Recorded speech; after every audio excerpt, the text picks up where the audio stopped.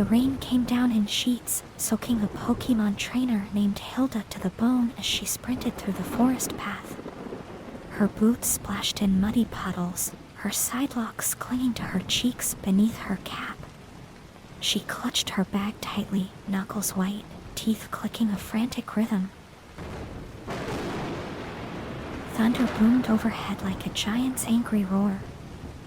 "Come on, just a little further," she muttered through clenched teeth. Her black vest and white tank top and denim shorts were no match for the icy downpour. Each gust of wind felt like 1,000 tiny needles piercing her bare skin. Hilda's destination was only a mile away, but she wouldn't make it in this state, she thought. Just then, a dark opening in the rock face just off the path came into view. A cave. Relief surged through Hilda as she made a run for it. Inside, Hilda's boots skidded on the stone floor to a complete stop. She shook off the rain from her hair and clothes the best she could. While shivering, Hilda was catching her breath. When her heart slowed down to a normal beat, she walked deeper into the cave and called out, "Hello? Is anyone here?" Silence. There seemed to be nobody else in this cave but her. The storm's deafening roar was barely present, replaced by the soft, rhythmic drip of water echoing within the cave's depths. Hilda set her bag down and rummaged through it. Her fingers were stiff and numb. Once she found her flint and tinder, she began to gather the sticks and twigs and rocks needed to make a campfire. Shortly after, flint and tinder scraped, sparked, then scraped again. It took several frustrating tries, but eventually a tiny flame finally caught, a fragile bloom of orange that swelled into a crackling fire. She held her hands close, a shaky sigh escaping her lips as the warmth spread. Hilda removed her wet boots and socks and laid them near the fire.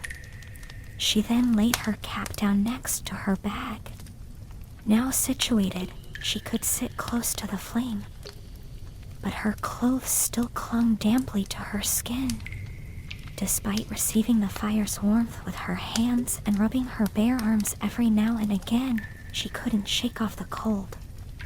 Thinking that she could take her mind off of it, Hilda searched her bag again, and she found just the pokeball she needed. "Amanda, come on out," she said. In a burst of light, Hilda's Serperior nicknamed Amanda materialized. Stretching her long body gracefully, her emerald and gold scales gleaming even in the dim glow of the fire. She raised her head high, eyes narrowing as she examined their surroundings. Hilda patted the spot next to her, smiling despite her shivers. "It's not much, but it's dry. Better than outside." Amanda slithered close, stopping just short of the dancing flames, maintaining her usual regal distance. Her gaze flickered to Hilda, then settled on the fire. Obedient, yet aloof and cold as always, ever since Amanda was just a snivy. Hilda hugged her knees, resting her chin on them. The warmth of the fire helped, but it wasn't enough. Hilda's internal shivers persisted. She watched Amanda, the powerful coils of her body resting loosely. A strange thought bubbled up, unbidden but insistent. "You're warm, right?"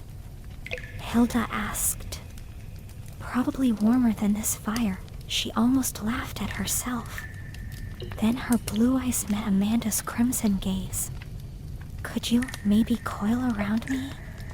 Just until the storm's over?" Amanda's eyes held hers, unwavering. Proud, serious, the serpent rarely indulged in anything so sentimental. Hilda wondered if she'd asked too much. Then Amanda moved.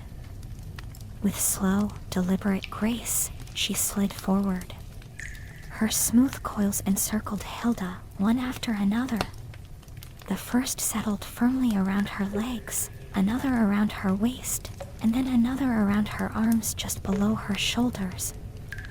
As Hilda was being enclosed, she drew a sharp breath, her heart quickening. Amanda's scales were cool at first, but they soon radiated a steady warmth, heat that seeped into Hilda's girlish figure and damp clothes. The weight was immense and comforting, yet undeniably powerful. Hilda knew in that moment that Amanda could tighten her grip and crush her without effort, or even descend her maw on her and swallow her whole, if she wished. But Amanda did not. Her hold tightened just enough to seal out the cold air. Her head lowered, resting lightly against Hilda's shoulder, a gesture of intimacy reserved solely for her trainer. Hilda's breath shuddered, relief washing over her. "You're amazing, Amanda. Thank you." The serpent said nothing, but her eyes softened, half closed in silent acknowledgement. Wrapped in her partner's embrace as living armor, cocooned in emerald strength, Hilda shut her eyes and drifted off to sleep. The fire crackled beside them as the storm raged on beyond the cave walls.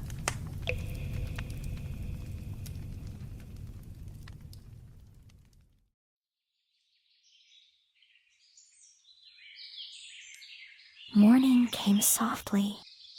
The fury of rain had been replaced with the gentle dripping of water from the treetops outside. Hilda stirred awake to find the fire long gone and her cheek pressed against Amanda's scales. At some point in the night, Amanda had loosened her coils, holding her gently without waking her. Hilda sat up with a smile, stretching the stiffness from her arms. "Morning," she whispered. Amanda unwound the rest of the way, lifting her head with calm dignity, eyes gleaming in the sunlight filtering through the cave mouth.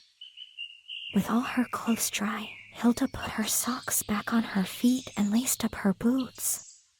She slung her bag over her shoulder and donned her cap. Out of habit, her hand went to Amanda's pokeball, but she hesitated. She looked at her partner who waited silently, her body gleaming fresh with drops of dew. "You don't have to go back in right away," Hilda said softly. "Walk with me. Just this once." Amanda blinked slowly, then slithered forward to join her side. Together, they stepped out into the fresh morning. The forest sparkled with sunlight, each leaf dripping with silver droplets. Hilda's boots splashed lightly in puddles, while Amanda moved like water, silent and regal. As they walked, Hilda reached out and brushed her fingers along Amanda's scales, carrying the clean scent of dew and leaves. The serpent did not turn. She allowed the touch. That alone was answer enough. Side by side, Trainer and Pokemon left the cave behind, not as two separate beings, but as one bond, made stronger in the heart of the storm.